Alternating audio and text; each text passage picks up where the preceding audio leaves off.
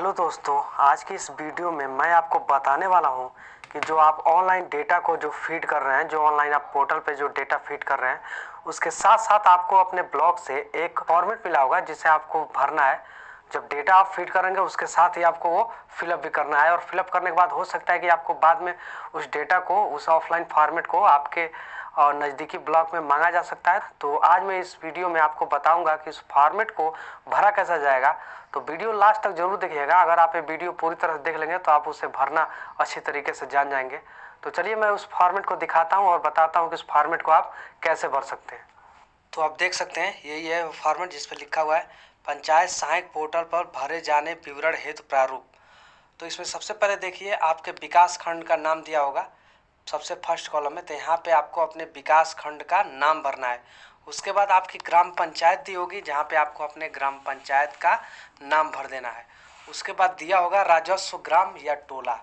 राजस्व ग्राम मतलब आपके ग्राम पंचायत से कोई अन्य गांव जुड़े हुए हैं तो आप उस गांव के नाम डाल देंगे, या उसे आप टोला भी कहते होंगे, उसका नाम डाल देंगे। उसके बाद आप देखेंगे कि दिया है घर का नंबर।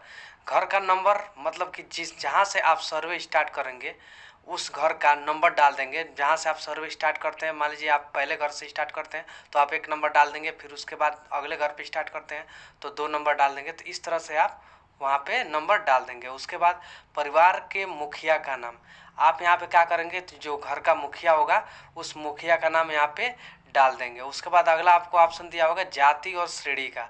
जाति और श्रेणी का मतलब कि मुखिया कौन से कास्ट का है, और जैसे कास्ट मतलब जनरल है कि ओबीसी है कि एससी है या एसटी है, आप यहाँ पे इस ऑप्शन में फिल कर। उसके बाद अगला ऑप्शन दिया है घर का प्रकार। आप क्या करेंगे कि आप देखेंगे कि मुखिया का घर कैसा है। उसमें आप सबसे पहले देखेंगे कि पक्का।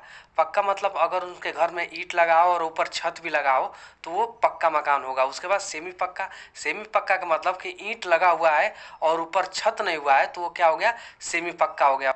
कच्चा वाला ऑप्शन को कब भरेंगे, जब केवल उनके घर में कोई झोपड़ी हो या फिर कोई मिट्टी का मकान हो तो आप वहाँ पे कच्चा भर देंगे। घर के स्वामित्व की बात करें तो अगर उससे मुखिया को पूछेंगे आप कि आपका घर का स्वामित्व अपना है या किराए का है, लगभग सभी लोगों का घर अपना ही होगा, चाहे वो कच्चा हो, पक्का हो या सेमी पक्का हो, तो आप यहाँ पे वो ऑप्शन भर देंगे। उसके बाद उसके घर में देखेंगे कि आपके घर में बिजली की उपलब्धता है या नहीं है। अगर है तो आप हाँ कर देंगे, नहीं है तो आप ना कर देंगे। उसके बाद पूछेंगे आप कि घर में शौचालय की उपलब्धता है या नहीं है, तो अगर बताते हैं तो आप हाँ या नहीं में जवाब दे सकते हैं। उसके बाद अगला है राशन कार्ड का प्रकार। राशन कार्ड के प्रकार में अगर उस मुखिया के घर अंत्योदय कार्ड है तो आप अंत्योदय भर देंगे, अगर पात्र गृहस्थी है तो आप पात्र गृहस्थी भर देंगे, अगर कोई कार्ड नहीं है तो आपको वहाँ पे कोई कार्ड नहीं भर देना है। उसके बाद आगे आते हैं तो आपको दिया है पानी पीने का स्रोत। इसमें कई ऑप्शन दिए हुए हैं, आप देख सकते हैं। सबसे इसमें पहला ऑप्शन है पाइप पेयजल, घर में पाइप या पब्लिक टोटी या स्टैंड पाइप। इसका मतलब उसके घर में जो पानी आता है वो किस प्रकार से आता है, पाइप पेयजल द्वारा आता है, कोई पब्लिक टोटी है या स्टैंड पाइप है। अगर आता होगा तो ठीक है, आप इसमें से कोई एक ऑप्शन भर दीजिएगा, अगर नहीं आता है तो आप इसे छोड़ दीजिएगा।